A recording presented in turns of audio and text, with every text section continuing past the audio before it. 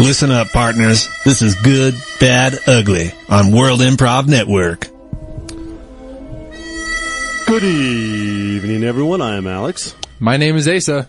I'm Jim. And we're your astute wind counselors to get you through any issues that you might be facing throughout the week or any daily grind issues that you're currently experiencing. And welcome back, Ace. How was your trip to New York?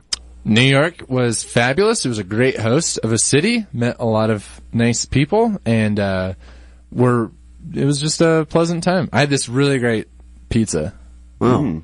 Really? Is New York famous for pizza or something? Or I mean, it was just all over the place. So I don't know if just a memo got sent out that you're coming to town. Yeah, or what? I mean, because I do love pizza. Well, who doesn't? Love pizza.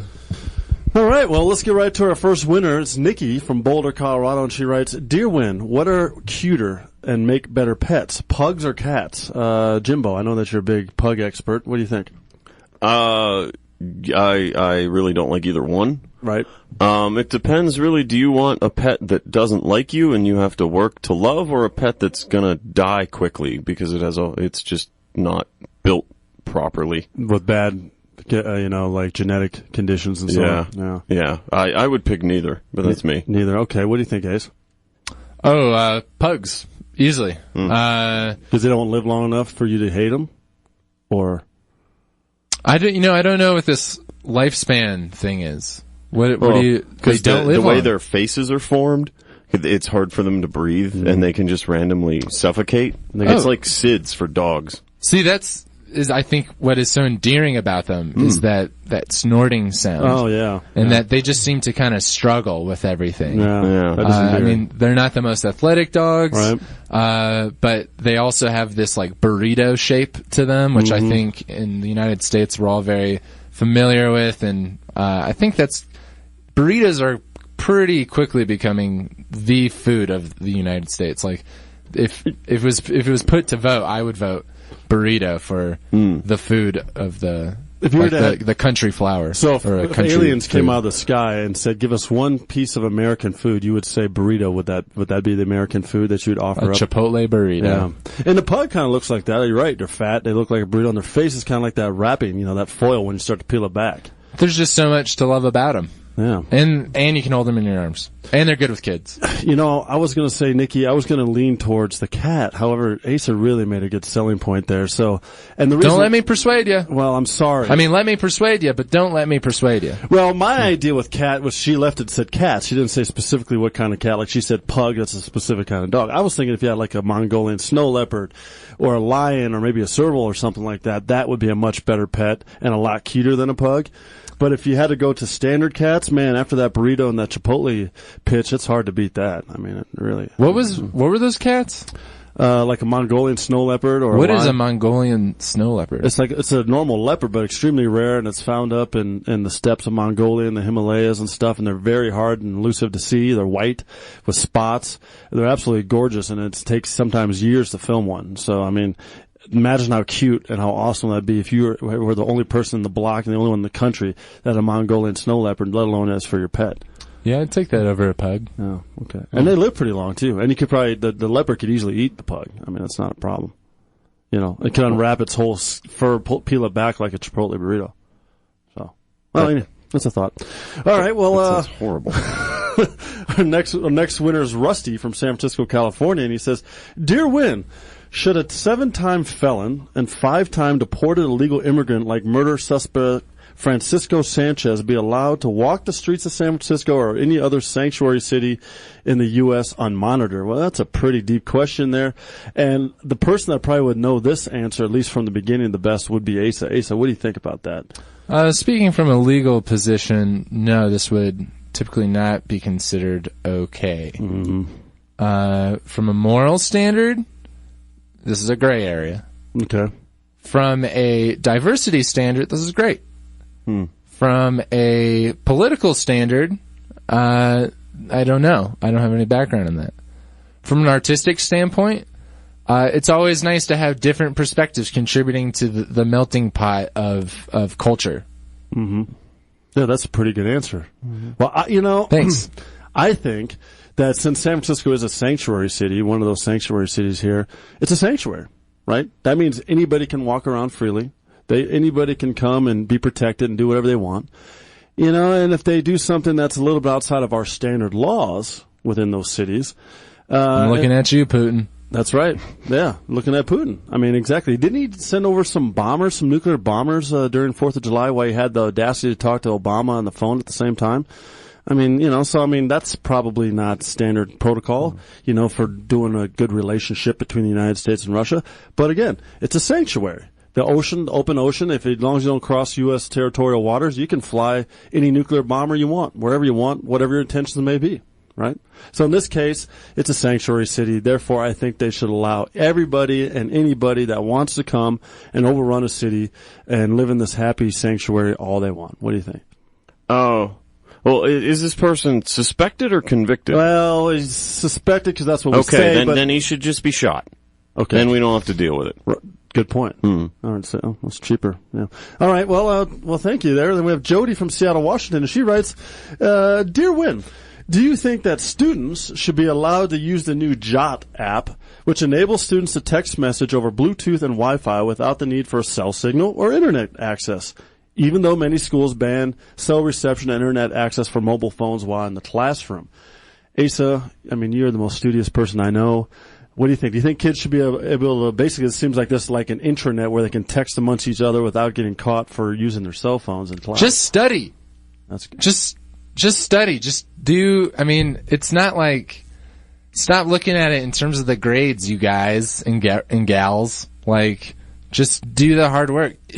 Take the classes you're interested in that you want to work for. It's not, nobody else is going to walk away from a test or an essay with your knowledge. It's your experience. You make of it what you will. If you want to cop out with text messaging or Jott or whatever the next thing is, then you're just cheating yourself. And I know that sounds like somebody coming out of 1955 to give you a finger wagging. Yep. But son, I used to walk uphill 4 feet of snow, both directions, 10 miles each day to get to class. Yeah, it's like yes, Jim? No, I think that's a horrible idea. It's incredibly. What's a horrible idea? Let them share knowledge. Our world is based now on the internet, which is nothing but the greatest sharing of our collective knowledge that has ever existed in the history of humankind. And let's just talk about the basic inefficiencies of having all 60 people in a class having to learn everything.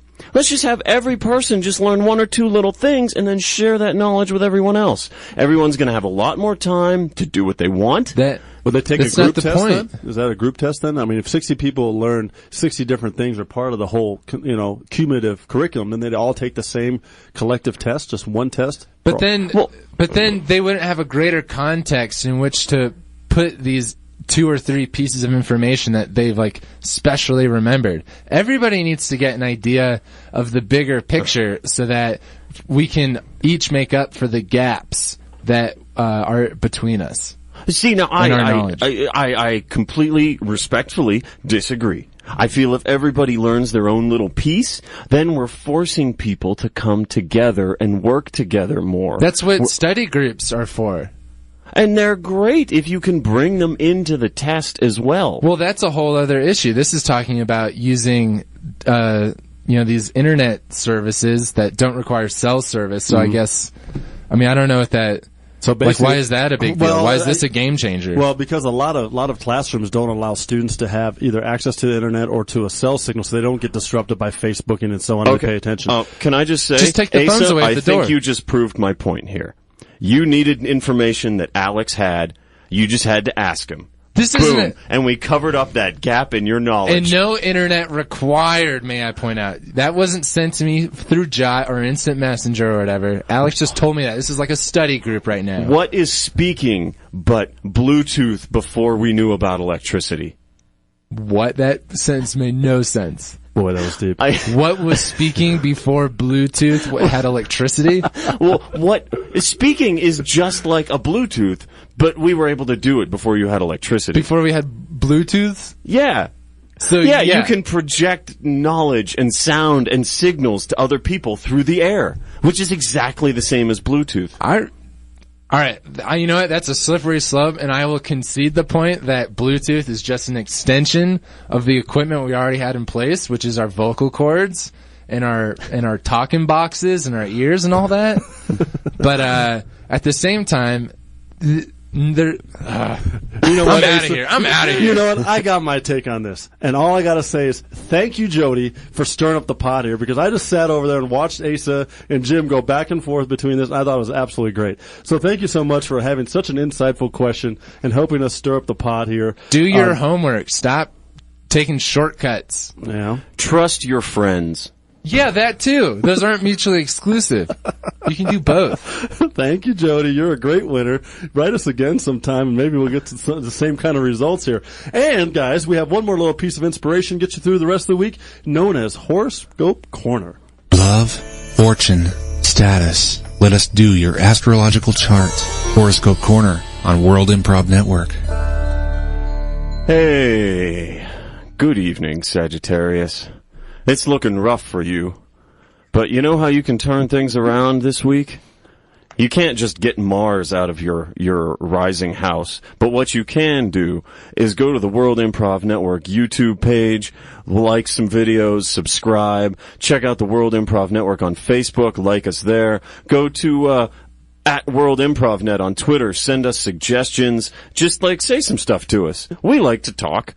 And ultimately, best of all, you can go to iTunes, you can subscribe to the World Improv Network, leave a review, leave some stars, and you know what? Then maybe your life will turn around a little bit. Of course, it might not, too. I don't know. But it's worth a shot. Thanks for listening to Win on KZKO. Don't forget to interact with the cast by sending your suggestions for each segment throughout the week by hitting them up on Facebook at World Improv Network, Twitter at World Improv Net, or the Win KZKO blog. See you next week.